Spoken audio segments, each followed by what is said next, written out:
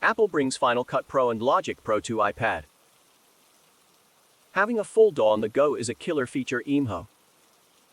The promise has been there since stuff like 8 tracks on the iPhone 3G, and various audio units already on iOS. But I've always found the workflow very limiting or clunky. Edit.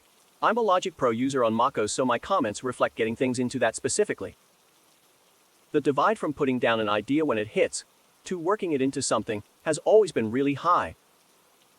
Having something where I can potentially work out an idea with just my iPad, and then take it to my desktop is really exciting to me. FCPX seems neat as well. I doubt it'll be something people use in touch mode, but I can see some folks using it for quick on-the-go edits for things like social media stings. Go to an event, shoot, edit and upload. I don't see it being used for more than that level of work. But also, as much as both the things I mentioned are very spur-of-the-moment things, I think the real value here is having a stepladder through the ecosystem. A lot of people, especially youths, only need an iPad for more of their computing use. Having more pro apps on the iPad signals to them that they can shift more of their computer life to it. A lot may just even need to add a Bluetooth keyboard and mouse. Conversely, the people who do want to use it more seriously, after wetting their teeth on the mobile platform, will then see the Mac as the next logical stepping point. It's a smart way EMHO to get people on either side of the fence to consider the other side. As developers of professional audio plugins, this is very exciting for us. The horsepower is there, and the touch interface allows for some really cool possibilities. We already enjoy using AUM and Cubasis, but we'll be very interested to see if support for pro hardware improves now on iPad. Having a full DAW on the go is a killer feature EMHO. MacBook. I guess I should expand why not a laptop, but it boils down to removing lots of little friction points that make ephemeral ideas harder to put down. Touch first is important because your instruments are touch as well. Being able to record my live instruments and not have to switch to a trackpad to move between UI elements seems small, but it really keeps me in the zone. Same point above, but basically being able to switch between my live instrument and an on-screen virtual one is a big deal to layer up an idea. Can't do that easily with a trackpad or mouse.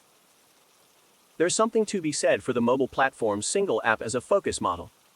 I know you can full screen a Mac app or split screen on an iPad, but having a singular focus helps reduce distractions.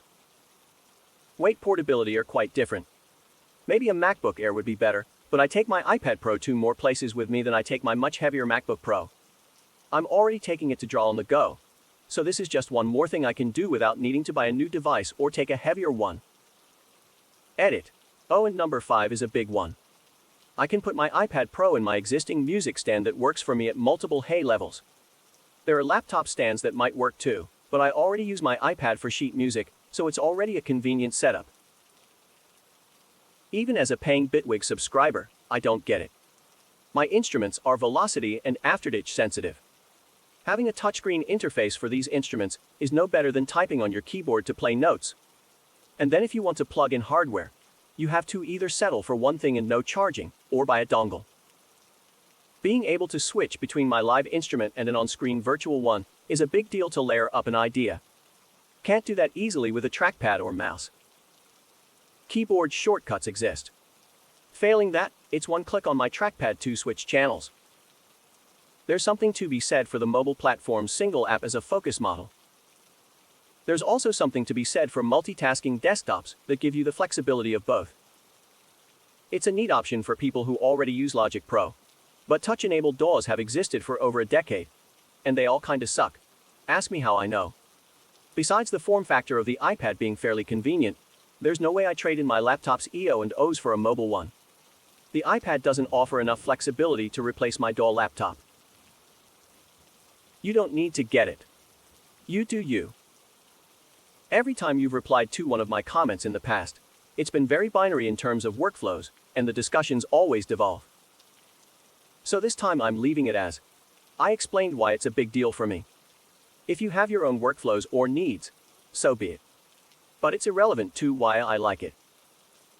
I don't need velocity for a quick idea, for example. I just need to get the idea out as quickly as possible. Besides, you can always connect an external MIDI keyboard or audio interface to an iPad as well. So many I don't get it comments in this thread. and complaints about the subscription pricing. The market for this seems pretty obvious. Teenagers. iPad seems like the default computer for kids these days, and kids like to create. When I was a teenager, I had to build my own PC, struggled to pirate Cubase and some plugins, and it was a nightmare. When I finally got a MacBook, Logic being $200 was out of reach still. A subscription makes it affordable for the people who are going to use it on a tablet. The same thought applies for teenagers trying to make YouTube videos. Now they can legally and easily use the professional tools on hardware they already own. More companies should just adopt JetBrains' model. Month subscription available, but by paying the annual subscription, you get a perpetual license for the last release covered by your purchase, which makes an annual subscription pretty much the same as buy with 1 year of updates. iOS devices don't support downloading specific versions of apps, and you cannot sideload. Apple has made this model impossible on iOS. Am I the only one that finds the process of getting files of a decent size from non-Apple devices to Apple mobile devices incredibly frustrating? Almost enough to be a deal breaker. What is the current best practice for the fastest way to get video files on an iPad as of now?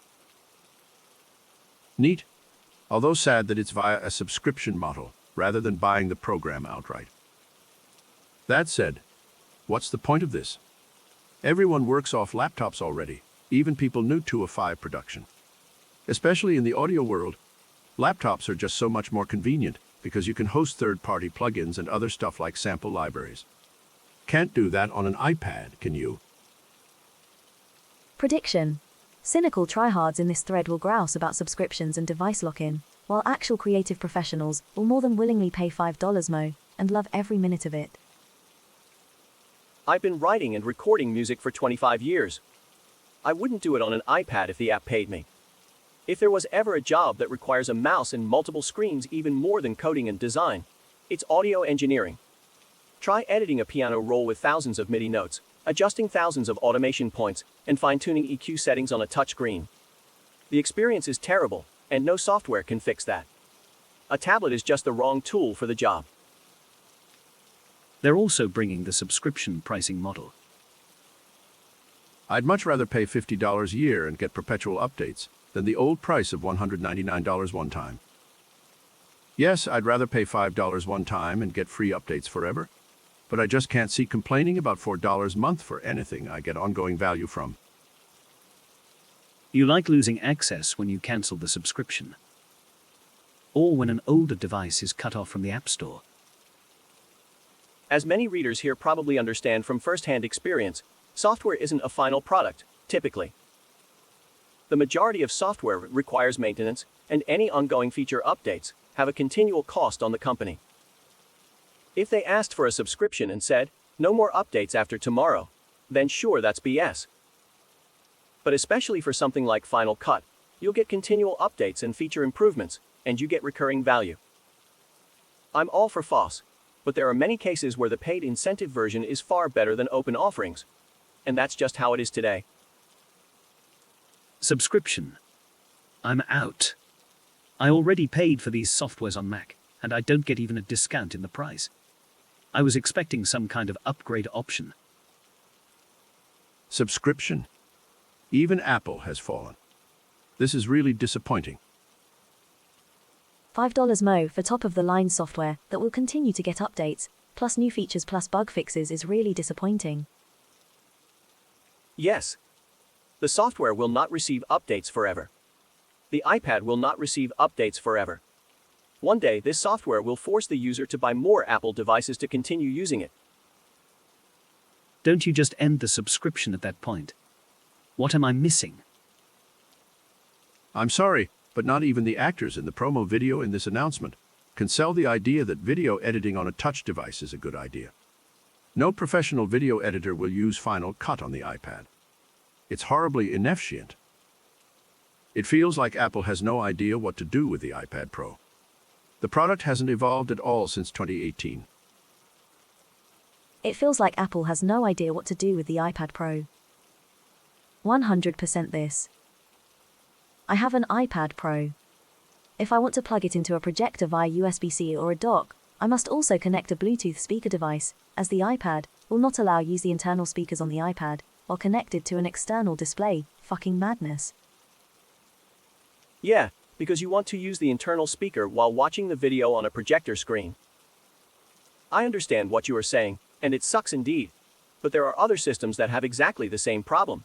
And in real life, this is a problem for the minority of people Apple sells to the masses. And they will do what the majority of the people want need use. Sure, it sucks if you do NT fit in that group, but that has been the thing with most big vendors of things.